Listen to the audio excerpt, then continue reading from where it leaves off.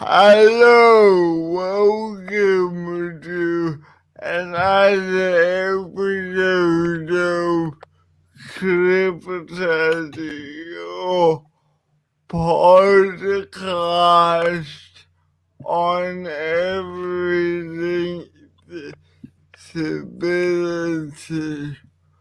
With me as usual is Amy, David, and Tim. So, Tim, what are we chatting about tonight? Tonight we're going to be talking about discrimination and mainly discrimination during this COVID crisis. So, shall I kick us off in this conversation, or has anyone got any other points they want to contribute about this, if they've experienced anything recently? Now start us off, and then we'll talk about our experiences. And thank you for having us again on the show, Jonathan. Yeah, start us off, Tim. Yeah, right. So, I guess the first point we should make about discrimination, especially during COVID, is some of you might have seen that Dylan Alcott was recently, he called out the US Open on Twitter for canning the wheelchair tennis side of the event because I guess event organizers thought, oh, well, people with disabilities are high risk, so we shouldn't have the events. And although they also cut other events, it goes deeper than that. It's discrimination based on preconceived notions about people with disabilities and their health. And I fear that might become an issue not just in sports, but as a whole in society. We might have more issues with people discriminating because they wrongly believe that people with disabilities are at higher risk of carrying a sickness or being sick. And I guess those sort of backwards attitudes might be a problem for people with disabilities in society during this time. Look, people gotta understand this, and I think it's gotta be put out there. People who are disabled, who have a disability, are not sick. They are not sick. Being disabled and being sick are two completely different things. And people need to understand that. Yeah, Yeah, exactly. They have to understand that if they want to help, people with disability have a mind of their own. Ask, do you need help? And if they do say yes, then ask, how can I help you? and exactly. Instead, and don't break the the safe distancing, because that's all they do. They just Yeah, grab you people and they need take you. to. That's right. Exactly. People need to draw the line as to understanding the social model of disability as opposed to the medical model. So, does everyone understand what the medical model as opposed to the social model of disability is? Yeah, I can provide a bit more background into that for everyone because my role, I'm an occupational therapy student, so I have understood both models. But in the medical model, it focuses on, I guess, the biology side of things, like if you have a physical deformity or something stopping you from being able to complete a task, it focuses on that and doesn't focus on your abilities and what you can do.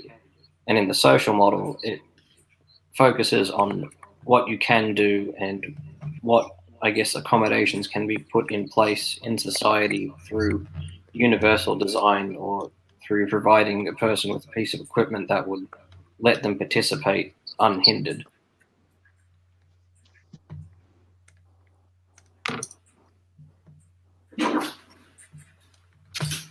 I do say thank you, Sorry about Jessica, that. It's all for good. Welcome back. I guess now we're slowly shifting away from the medical model and slowly getting to the social model. However, we are getting there. So we're still stuck.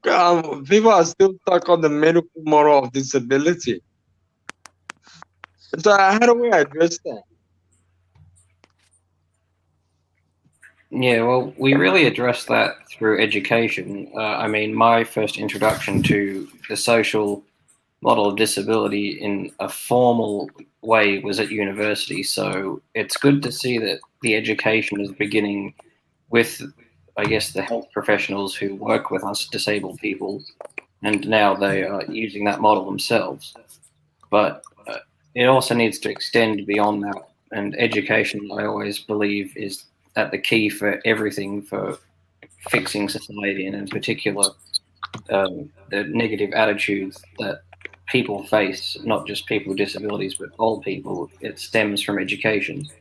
So I guess if we can teach the social model of disability through schools, education programs, and just, I guess, get that message out there, because the medical model has been around for so long. It has been so ingrained in society and people's views, and we still see a lot of that today.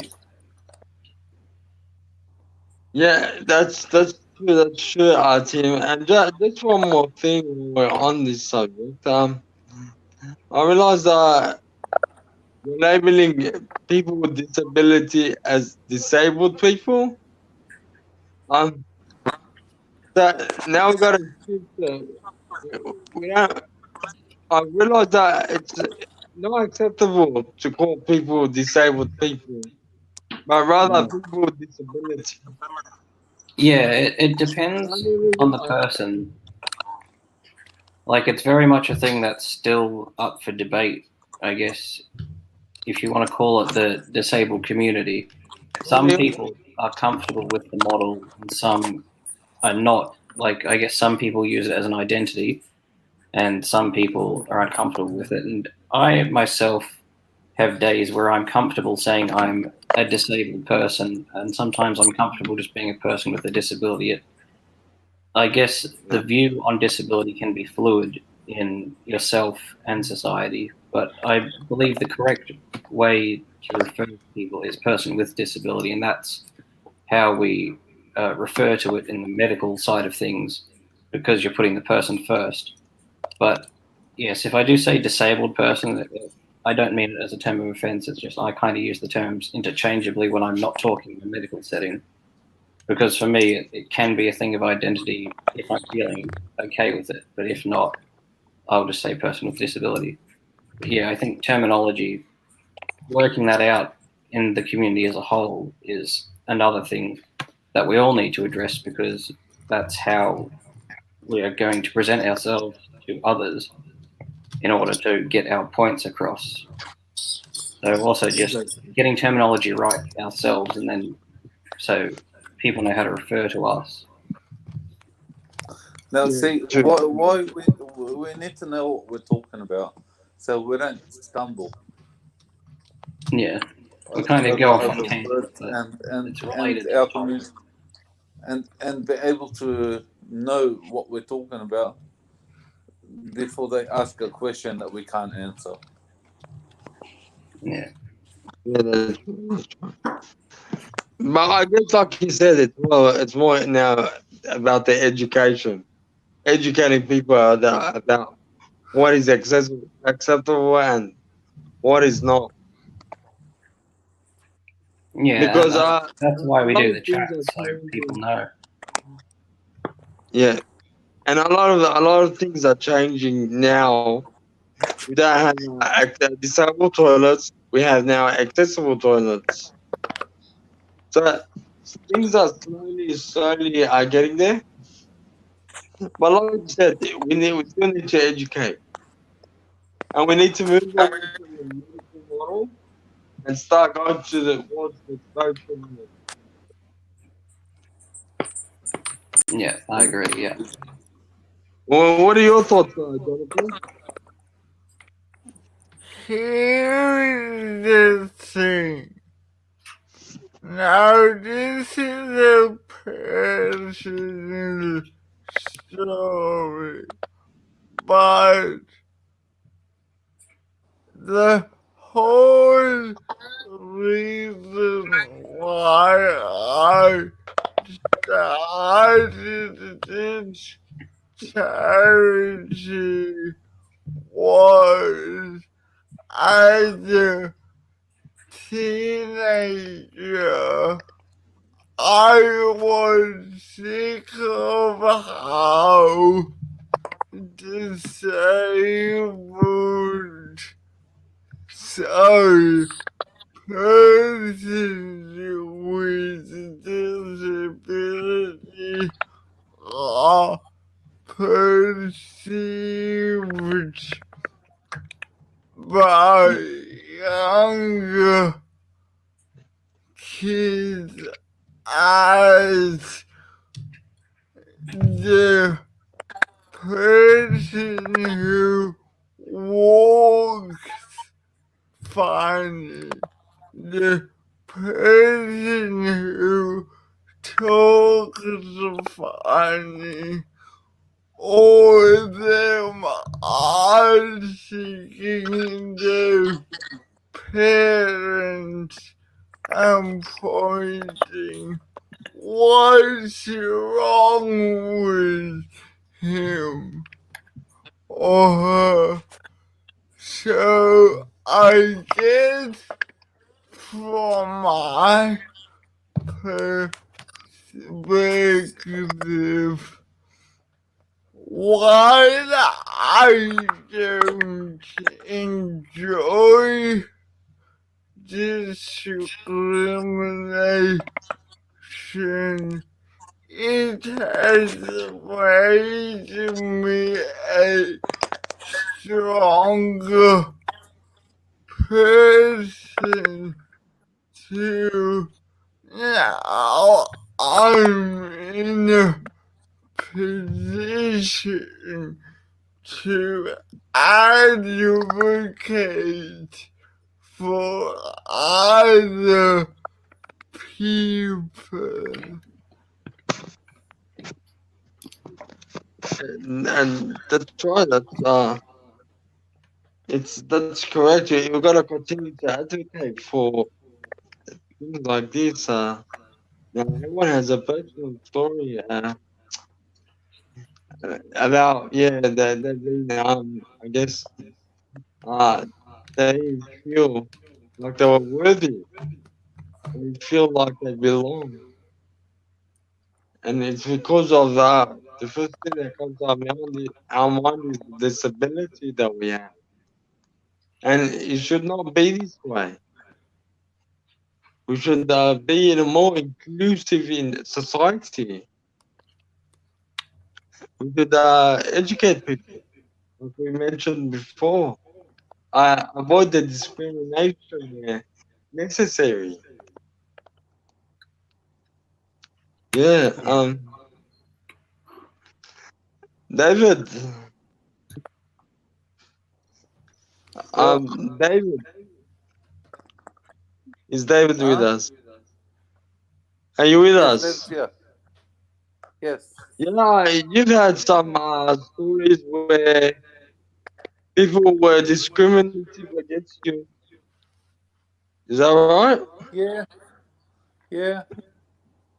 Yeah. Some people think I'm faking it.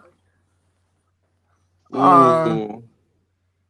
Yeah. Try to hold the microphone a bit closer.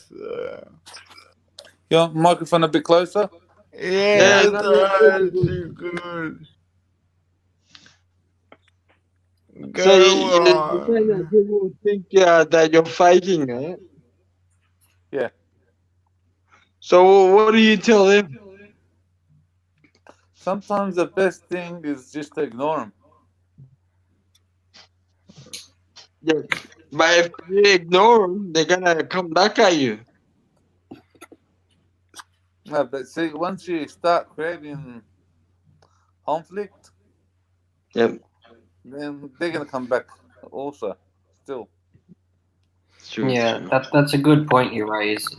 If you're like facing discrimination, you have to read how the person is interacting with you. If they're saying it in an aggressive manner, in a passive, like offhanded comment manner, because how you respond could get you hurt. For instance, if someone says aggressively to you, "Oh God, I hate people like you," because they see you out wearing a mask and you're in a wheelchair or something, and you respond, "Oh, I hate people like you too," or something, what's stopping them from swinging around and smashing you in the face? So, like, if you put yourself in a dangerous situation by saying the wrong thing, that's something you have to be careful of. So, sometimes it's best to ignore people, and sometimes it's safe to say something back, but be careful with what you say because you don't want to get hurt, because you can be at more risk of getting hurt because of the situations we're in. Yeah, yeah. Yeah, because especially when I can't see them and I can't see it coming to me.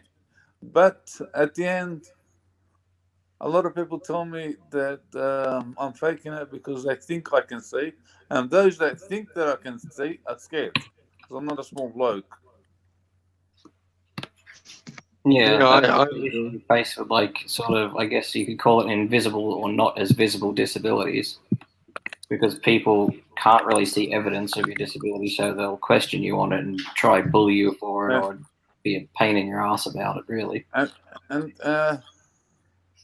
And the best way to tackle it, I reckon, I tell them, thank you, just because I look better than you doesn't mean I haven't got a disability. I'm not blind. yeah. There's many ways to go about it, but There's, there's ways um, of just answering them back, but but there's I guess ways that they can't come back from. yeah, I know. I agree with what Tim is saying. You gotta read the person Yeah. before you take it to the next step. The next action that you take will depend will either cost you or yeah, you'll be able to move on with life. So it's important to read the person before You gotta read the you react situation. reaction. Yeah, and I guess that sort of leads to the next point from there. If someone makes an offhand comment or something offensive towards you, is how do you cope with that also mentally, not just coping with the situation by providing a comment or ignoring them, but if you find it gets to you, what ways are there that you can make it so you're not being distressed by the situation? Like, you could talk with friends about it. Like, if you have other friends with disabilities, even just sharing that experience can make it a lot easier to process. But I would step back and say, what do you do in that moment? Is there a way you can react to make it a teachable moment for the person discriminating against you? I mean, yeah, you can turn it into a teachable moment, but it goes back to, I guess, reading the person prior, like their manner, whether they're doing the thing in an angry tone or whether it's not intentional.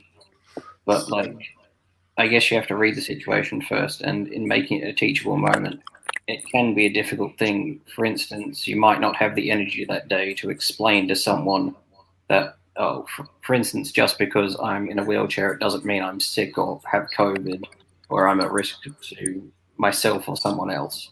So, I mean, some days you might have the energy to say that to people who say that to you, and some days you might not, and you might just ignore it. So it can be a very fluid thing, and don't get upset with yourself if some days you do have the energy to call people out and teach them why they shouldn't have those attitudes or beliefs.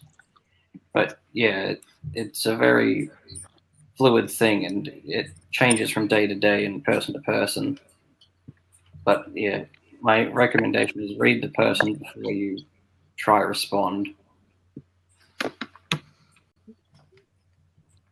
And also, some people think that because you are on a wheelchair and that you are a person with a disability, you are a high risk of getting COVID-19. That's not the situation in most cases. Being disabled does not mean you're sick. I've mentioned that before. So what I understand, from my understanding, people that are at risk of getting COVID-19 or at a greater risk of getting the COVID are people who are senior and people who have low immunity. Nothing about having a disability. Yeah, also like people's line of work puts them in more risk. For instance, nurses and stuff are at much higher risk than the general public, and even they face discrimination. They're not disabled, and in this crisis, people have gone out their way to be terrible to frontline health workers, and hurt them, attack them, yell slurs at them. You see some really odd behavior during this time. Pandemics bring out the worst in people. Yeah, true. So especially during this time, I reckon being playing it safe is probably the best method. If someone says something to you, ignore it or brush it off. Use it as a teachable moment if you deem it safe to. But yeah. Exactly. It all comes back to the teacher mind and the education. Yeah, it's all good. Yeah. So what happens if you do get discriminated against? Yeah, well, if you do feel discrimination, my suggestions are, depending how long the discrimination is going for, like the event, for instance, I don't really think this would happen, but this is a very out there scenario. Say a shop owner won't let you into their store because they think you're high risk or something. That's when you could, I guess, get your phone out and record the situation, and then you could potentially report that person or their business for being discriminatory. When it's people individually being discriminatory, that's when it gets a bit difficult. Well, that's where you can choose to either ignore it or use it as a teachable moment. I've had a situation where I was walking into a news agency and I was using a mobile phone as a GPS. Yep. The guy told me off. He goes, "You don't video camera us." Thinks I was video cameraing him. Yeah. So what happened after that, David? I walked out. Yeah. So you ignored the situation. I did go back, but when he wasn't there. Okay, yeah. I mainly didn't go there anymore. Yeah. And yeah, I guess it's depending on the situation, that's when you take the necessary action. Yeah, it's good to know that we don't live in a perfect world.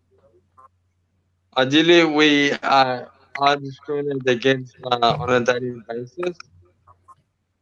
And so you just gotta move on with your life and just continue to educate. Just continue to be positive. You shouldn't let anyone bring you down. Yeah, and I know. if there's always an alternative. So if you are discriminated against, you could choose another means of, you know, going to that shop or going to another shop. Sorry, or just hanging around a different crowd. It's good to be Yeah. positive. And another thing you could do if you are discriminated against is you can actually go to the Human Rights Commission. Like if you can confirm you were discriminated against on the basis of your disability, you can make a complaint and then they'll investigate it and hopefully brings about change that way. Yeah. I can share a story from my personal life. Yep. So, for those of you who don't know, I'm a director of Physical Disability Australia.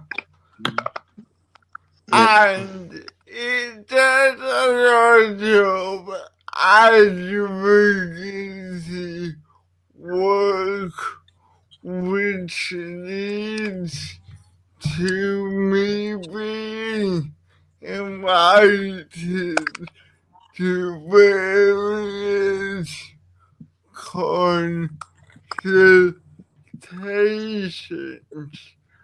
So one day I was invited to a consultation with, and here's the funny part, the Australian Human Rights Commission.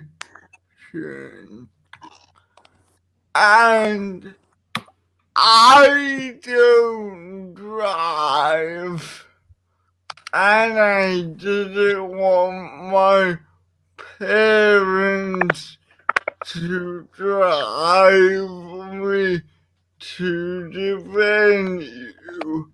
So on the way there,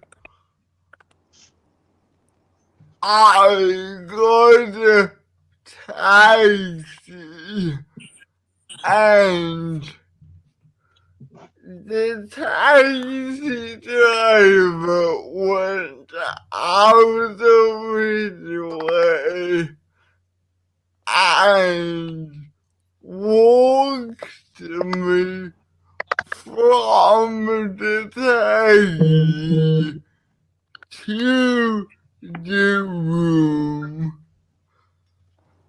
But after the consultation, I booked the taxi, and the first cab off the rank refused to take me because I was unaccompanied by a caregiver.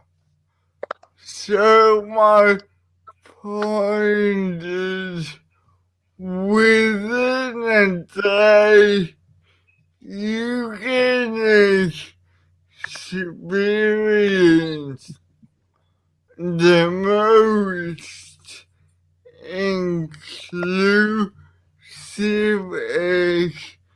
experience all the worst forms of discrimination. It doesn't matter your position,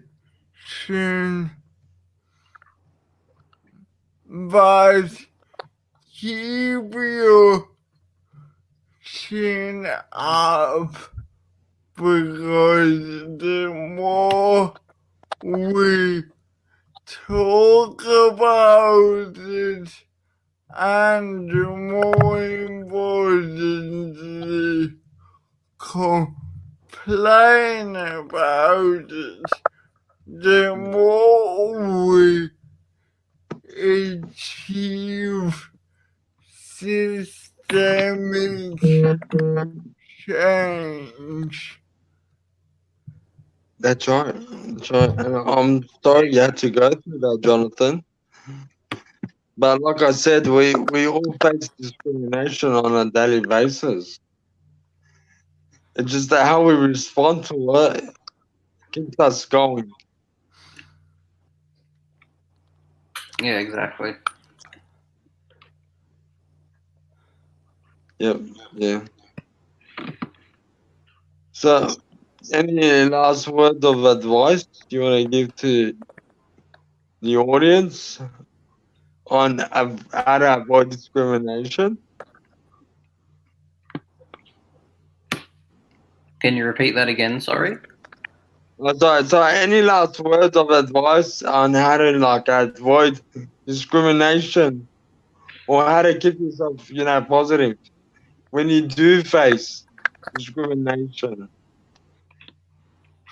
Yeah, I guess keeping positive is all you can really do about it, but don't feel bad if you can't feel positive about it, because some days, it's just harder than others. But what you can do is talk about it with friends, complain, of course, if you can, to change the situation. Like, for example, if you get discriminated against by a company, taxi, shops, anything like that, where you can, I guess, advocate for change, do so. And in society, we advocate for change through getting the message out there. And you can do that by not so much complaining, but making people aware of what happens to you, because many able-bodied people don't know what it's like to be disabled. They don't know what discrimination we face on a daily basis. And when we bring that to light, people become educated about it, they become more self-aware, and they'll learn to not only stop that behavior themselves, but to call it out to others and educate other people. So Knowledge if you is face knowledge is the discrimination, best skill. yeah, go on. Knowledge is the best skill. Yeah, Because if exactly. they don't know they're doing something wrong, then they're gonna continue doing it. Yeah, Yeah, exactly. Once they know it's wrong what they do, then they won't do it. But if any normal human being has got a conscience, and their conscience Yeah. won't let them do what they do that. Yeah. So I guess the final point is, if it's safe to do so, use awkward moments or moments of discrimination as teachable moments to help people understand what they're doing wrong and to not do it again. Yeah. If anyone gives me sort of word, I'll go. Sometimes I just tell them God bless you, and then they don't talk no more. Yeah. Because I'm fighting them with good words. Yeah, exactly. But in saying that, you gotta always keep a positive mindset and always have that someone you can talk to. You can, I guess, discuss things with them. Don't always keep it inside, bottled inside. No, that's the worst thing you can do. That is You'll the get worst thing depressed, you can do. and you'll get depressed, and you'll have no one to talk to, and It's no good. It's no good for your health and for your it won't be mentality. good for your health either. Yeah, that's right. That's right. So yeah, always keep a positive mindset. Yeah. And remember, there's always peer support and advocacy groups out there. Sometimes sharing your experience is the first step to changing it for the other person who may face it in the future.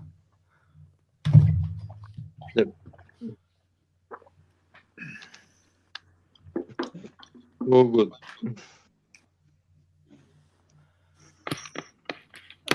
Okay.